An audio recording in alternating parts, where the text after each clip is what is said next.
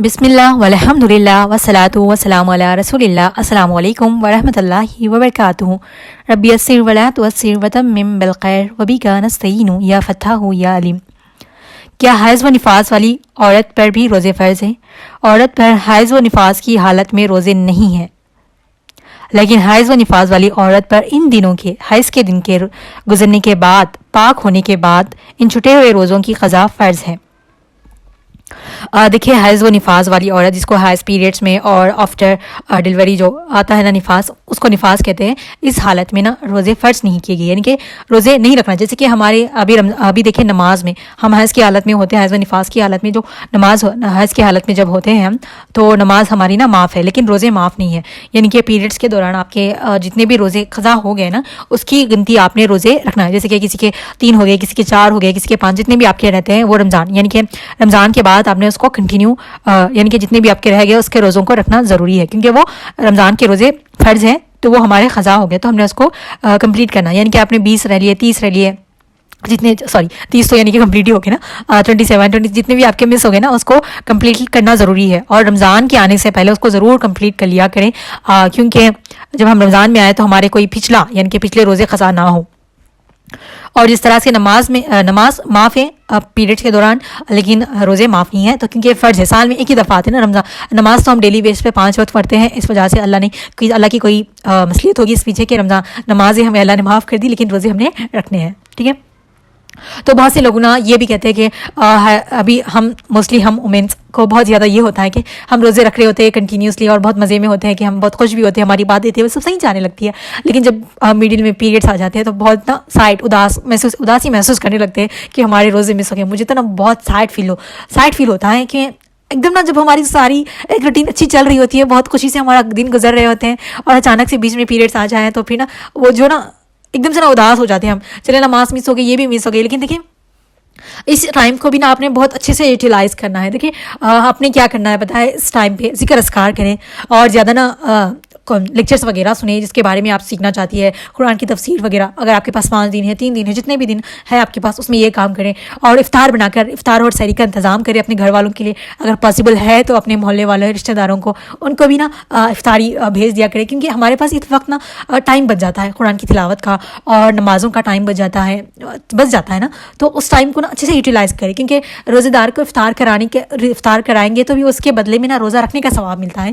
تو اس طرح سے نا اس میں زیادہ چیزوں کو کرنے کی کوشش کریں، جو ہم روزے کی حالت میں نہیں کر سکتے نا ان چیزوں کو کرنے کی کوشش کریں۔ یہ کام تو لازمی کریں، اپنے گھر والوں کے لیے اٹھ کر آپ سحری بنا دیں، کیونکہ موسٹلی ہم ان میرڈ تو یہ ہوتا ہے نا، ہمارے پیرنٹس بنا دیتے ہیں، ممی وغیرہ، اور ہمیں اٹھاتے ہیں، ہم بس ٹائم پہ اٹھ کر کھا لیا کرتے ہیں، موسٹلی تو ویسے ہی کرتے ہیں۔ میں تو سحری میں ایسے ہی کرتی ہوں، افطار تو الحمدللہ بنا لیتی ہوں، لیکن صبح کا ٹائم وہ الگ ہی ہوتا ہے، تو جتنا اگر ہم پیریڈس کے دوران ہم فارغ بھی ہوتے ہیں اور ہم روزہ نہیں رکھ رہے ہوتے ہیں تو خوب کھائے پیے، اور دوسروں کے لیے بھی بنا کر رکھے، سحری کا انتظام کر دیں، ان کے لیے افطار کا انتظام کریں، اور ہو سکے تو اپنے اگر آپ پاس پاسبل ہے تو اپنے آس پاس لوگوں کے لیے بھی افطار بنا دیا کریں، کیونکہ روزے دار کو افطار کرانے کا بھی یہی اجر ملتا ہے نا، روزہ رکھنے کا ثواب ملتا ہے۔ تو اس طرح کی چیزیں کر لیں، نماز کا جو ٹائم آپ کا بچ جاتا ہے تو وہ چیزیں کر لیں، انشاءاللہ اللہ سبحانہ و تعالیٰ آپ کو ضرور اس کا اجر عطا کریں گے، کیونکہ رمضان میں ایک نیکی کے بدلہ بھی 70 گناہ ہیں، تو آپ ایک روزے دار کو روزے افطار کروائیں گی تو آپ کو 70 لوگوں کو روزے افطار کرانے کا اجر ملے گا انشاءاللہ۔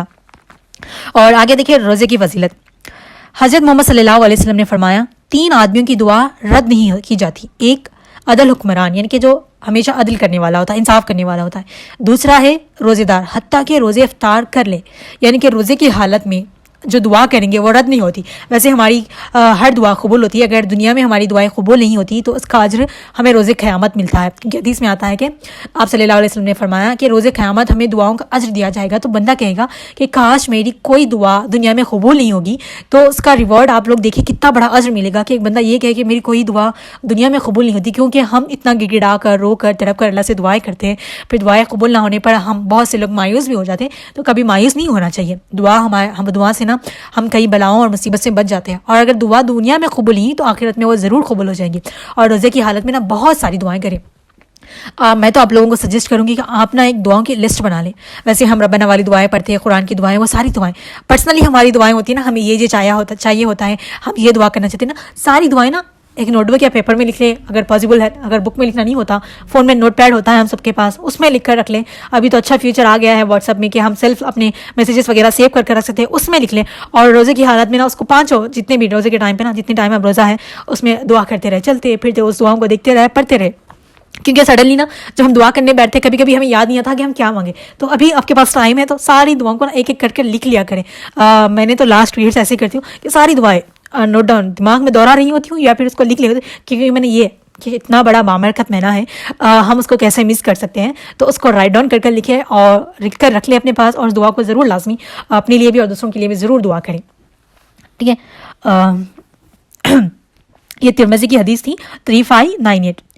اور حدیث نمبر 32 صحیح البخاری ہے 3257 میں, جنت میں 8 دروازے ہیں, ان میں ایک دروازے کا نام ہے ریان. اس دروازے سے وہی جنت میں جائے گا جو روزہ رکھتے ہیں. یعنی کہ جنت کے 8 دروازے ہیں, ہم سب کو پتہ ہے. تو 8ویں دروازے کا نام یعنی کہ آخری دروازے کا نام ہے ریان, اس میں سے وہ داخل ہوگا جو روزے رکھے گا. اور مسند امام احمد بن حنبل حدیث ہے یہ 619, جس نے اللہ کی رضا کے لیے ایک دن کا روزہ رکھا, اللہ پاک اسے جہنم سے اتنا دور کر دے گے جیسے خوا جب بچہ تھا اس وقت سے اڑتا رہا, یہاں تک کہ بددعا ہو کر بوڑھا ہو کر مرا. یعنی کہ اگر آپ اللہ کی رضا کے لیے, جیسے کہ میں نے کل کے ویڈیو میں آڈیو میں بتایا تھا کہ نیت ہماری درست ہونی چاہیے, اللہ کی رضا کے لیے رکھنا چاہیے ہم نے روزہ. اگر آپ اللہ کی رضا کے لیے ایک روزہ بھی رکھیں گی تو اللہ پاک آپ کو جہنم سے اتنا دور کریں گے جیسے کہ بچہ یعنی کہ ابھی بورن ہوا ہے وہاں سے لے کر بوڑھا ہونے تک, اب یہ بوڑھا ہونے تک ایک ایج لگا لیا 50-60 ایئرس, اتنے دور کے فاصلے پر آپ کو جہنم کے عذاب سے اللہ سبحانہ و تعالیٰ دور رکھیں گے. تو کتنی بڑی فضیلت ہے نا. جی دیکھیے اسی طرح ابھی اور ایک حدیث بتاتی ہوں میں. یہ مہینہ رمضان شریف صبر اور بھلائی کا ہے, اور صبر کا ثواب جنت ہے, اور اس میں مومن کا رزق بڑھا دیا جاتا ہے. صحیح ابن خزیمہ 3/1887 یہ حدیث ہے. تو دیکھیے صبر کا بدلہ تو جنت ہے, اس کے بارے میں حدیث بہت ساری حدیث ہے, اور قرآن میں بھی اللہ سبحانہ نے کئی دفعہ فرمایا ہے. اور صبر کا ثواب جنت ہے, اور مومن کا رزق نہ بڑھا دیا جاتا ہے اس مہینے میں, رمضان کے مہینے میں. تو اسی وجہ سے نا ہمارے اس بابرکت مہینے میں تو ہمیں اتنے سارا ہر چیز میں ہمیں برکت نظر آتی ہے. ایون فوڈ سے لے کر ہماری عبادتوں میں, ہماری ہیلتھ میں, ہماری روٹین میں بہت زیادہ ہم میں نا آپ کو اگر آپ نے آبزرو نہیں کیا ہے تو اس سال ضرور آبزرو کیجیے گا. بہت ساری نعمتیں ہوتی ہیں, اگر ہم ان نعمتوں کا اللہ کا دل سے شکر ادا کریں گے تو ہماری نعمتیں اور بھی زیادہ بڑھ جائیں گی. روزہ اور قرآن بندے کی سفارش کریں گے. روزہ کہے گا اے رب میں نے اسے کھانے اور خواہشوں سے اس دنوں میں رک دیا, میری سفارش اس کے حق میں قبول فرما. قرآن کہے گا یا رب میں نے اس رات میں سونے سے باز رکھا, میری سفارش اس کے حق میں قبول فرما. دونوں کی سفارشیں قبول کر دی جائیں گی. مسند امام احمد کی حدیث ہے یہ صفحہ نمبر 586. اور ایک حدیث کا نمبر بھی ہوتا ہے, یہ مجھے ابھی اس نوٹ میں نے نہیں لکھا ہوا ہے کہ دیکھیے روز قیامت یعنی کہ جب ہمارے اعمال نامے حساب کتاب کیے جائیں گے نا تو 3 لوگوں کی سفارش ہو جائے گی.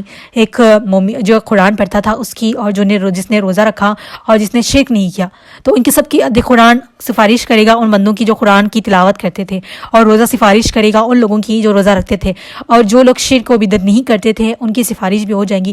اور آپ صلی اللہ علیہ وسلم ان کے جو لوگ باقی رہ جائیں گے نا, یعنی کہ کچھ لوگ نیک ہو گئے وہ جنت میں چلے جائیں گے, اور جو جہنمی ہو گئے اس کے بیچ میں جو لوگ تھے جو بچ جائیں گے, تو آپ صلی اللہ علیہ وسلم باری باری آ کر نا ان کی سفارش کر لے کر چلے جائیں گے, ان کو 5, 10 اس طرح گروپ آف پیپل کے شکل میں نا ان کو اللہ سے سفارش کر کے لے جائیں گے. سوائے ان لوگوں کی سفارش نہیں کریں گے آپ صلی اللہ علیہ وسلم جو شرک کرتے تھے, یعنی کہ شرک کرنے والے. دیکھیے شرک سے بچے, اللہ سے دعا ہے کہ اللہ سبحانہ وتعالیٰ شرک و بدعت سے بچائے, کیونکہ بہت سے لوگ کہتے ہیں نا ہم نے یہ حدیث پڑھی ہے کہ آپ صلی اللہ علیہ وسلم ہماری سفارش کریں گے اور ہم سب کو جنت میں لے کر جائیں گے. نہیں, آپ صلی اللہ علیہ وسلم جو شرک کرتے تھے ان کی سفارش نہیں ہوگی. دیکھیے جو شرک کیا, جس نے اللہ کے ساتھ کسی کو ٹھہرایا اور اللہ کے علاوہ کسی اور کی عبادت کی اور ان سے محبت کی اور ان سے دعائیں طلب کی, یہ ساری چیزیں کی اور شرک و بدعت میں انوالو رہے, وہ ان کی سفارش آپ صلی اللہ علیہ وسلم نہیں کرنے والے. تو اس کی حدیث انشاءاللہ مجھے میری دوسری نوٹس میں لکھی ہوئی ہے, تو انشاءاللہ میں آپ لوگوں کے ساتھ وہ بھی ضرور مینشن کر دیا کروں گی آپ لوگوں کے ساتھ جب میں یہ لیکچر سینڈ کروں گی. تو آپ لوگ نا شرک و بدعت سے بچتے رہے. دیکھیے شرک و بدعت ہمیں اگر انسان انوالو ہو گیا تو اس نے بس اللہ کو پیچھے ہی چھوڑ دیا نا. لوگ اتنے سارے انوالو ہو رہے ہیں ابھی, اللہ ہم سب کو ہدایت دے, اور جس طرح اللہ نے ہمیں بھی استقامت دی ہے دین پر, ہمیں مرتے دم تک اسی طرح دین پر استقامت عطا فرمائے. تو اس چیز سے بچے رہیں, کیونکہ یہ بہت بڑا چیز ہے ہم سمجھتے ہیں کہ چھوٹی چھوٹی چیز چھوٹی سی تو بات ہے نا, چھوٹی چھوٹی جا کر نا وہ بڑا بن جاتا ہے نا.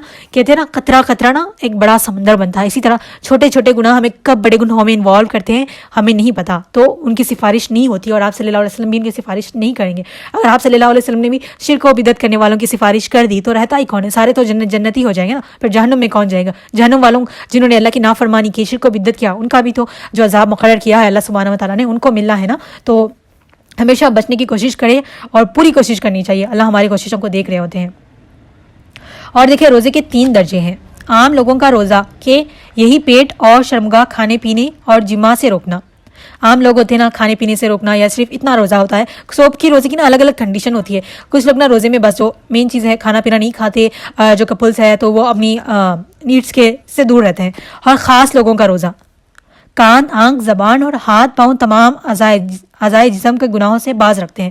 اور کچھ لوگ ایسے ہوتے ہیں کہ کہتے ہیں نا ہم چغلی بھی نہیں کریں گے, غیبت نہیں کریں گے, جو ہوتے ہیں نا اپنے آنکھ کان سے جو گناہ ہم ایکچوئل میں ڈیلی لائف میں کرتے ہیں نا, ہم سب سے ہو جاتے ہیں, مجھ سے بھی ہو جاتے ہیں. اللہ ہم سب کو گناہوں سے بچائے, کیونکہ ہم انسان ہیں, کبھی نہ کبھی ہم سے گناہ ہو جاتے ہیں اور ڈیلی بیسس پہ ہم سے چھوٹے چھوٹے ہو ہی جاتے ہیں. اللہ ہم سب کو نا اس گناہ سے بھی بچائے. تو ان گناہوں سے بھی, ان گناہوں کا تو یہ خاص لوگوں کا روزہ ہے. قشل وقاص خاص لوگوں کا روزہ کہ اللہ کے سوا اپنے کو سب سے جدا رکھنے اور اپنی تمام توجہ کو صرف اللہ کی طرف لگانا.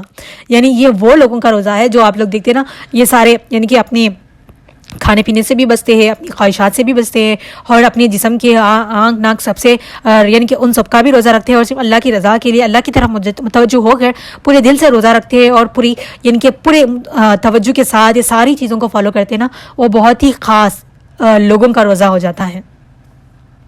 اور ایک حدیث ہے, دیکھیں آپ صلی اللہ علیہ وسلم فرماتے ہیں اگر اللہ تعالیٰ کو امت محمدیہ صلی اللہ علیہ وسلم پر, یعنی کہ ہم آپ صلی اللہ علیہ وسلم کی امت پر عذاب کرنے کا مقصد ہوتا تو ان کو رمضان اور سورہ اخلاص شریف ہرگز عنایت نہ فرماتے. یعنی کہ دیکھیں رمضان کے مہینے میں ہماری اتنی فضائل ہے, آپ سب کو بتائے, تو آپ صلی اللہ علیہ وسلم فرما رہے ہیں کہ اگر اللہ آپ صلی اللہ علیہ وسلم یہ فرما رہے ہیں کہ اگر اللہ عذاب کرنا چاہتا آپ صلی اللہ علیہ وسلم کی امت پر, تو اللہ سبحانہ و تعالیٰ رمضان کا مہینہ اور سورہ اخلاص ہرگز عنایت نہیں فرماتا. کیونکہ دیکھیں رمضان کی اتنی ساری فضیلت ہے, اس سے پہلے بھی روزے فرض کیے گئے لیکن اس کی اتنی فضائلیں نہیں ملتی. لیکن آپ صلی اللہ علیہ وسلم کی امتی ہونے کا ہمیں بہت زیادہ یعنی کہ شکر گزار بننا چاہیے, کیونکہ ہمیں بہت ساری چیزیں آپ صلی اللہ علیہ وسلم کی طرف سے ملی ہے, اور آپ صلی اللہ علیہ وسلم ہماری سفارش کریں گے, ہمارے لیے دعا کرتے ہیں. تو آپ صلی اللہ علیہ وسلم کی امتی ہونے کی وجہ سے ہمیں رمضان کی اتنی ساری فضائل ملے. اور سورہ اخلاص جو ہے نا قل اللہ احد اللہ الصمد, وہ والی سورہ, اس کی بھی بہت زیادہ فضائل ہے, اور وہ 1/3 آف دی قرآن کہا جاتا ہے نا اس کو پڑھنے کا. تو اس وجہ سے بھی نا یہ حدیث مینشن کی گئی ہے. اللہ رب العزت سے دعا ہے کہ اللہ سبحانہ و تعالیٰ ہم سب کو پورے سچے نیت کے ساتھ اللہ کی رضا کے لیے روزے رکھنے والا بنائیں. اور جو حیض و نفاس کی حالت میں عورتیں ہوتی ہیں, اللہ سبحانہ و تعالیٰ ان کے لیے بھی آسانی کرے, کیونکہ وہ تھوڑا ہارڈ ٹائم ہوتا ہے ہم لوگوں کے لیے, اور اس وقت ہم سب کو دوسرے کام کرنے کی توفیق عطا فرمائے تاکہ ہم اس میں بھی اجر و ثواب کمائیں. اور اللہ سبحانہ و تعالیٰ سے دعا کہ اللہ سبحانہ و تعالیٰ ہمارے اس رمضان کو بہت ہی بابرکت مہینہ بنائیں اور ہم سب کے لیے آسانی کرے. آمین ثم آمین.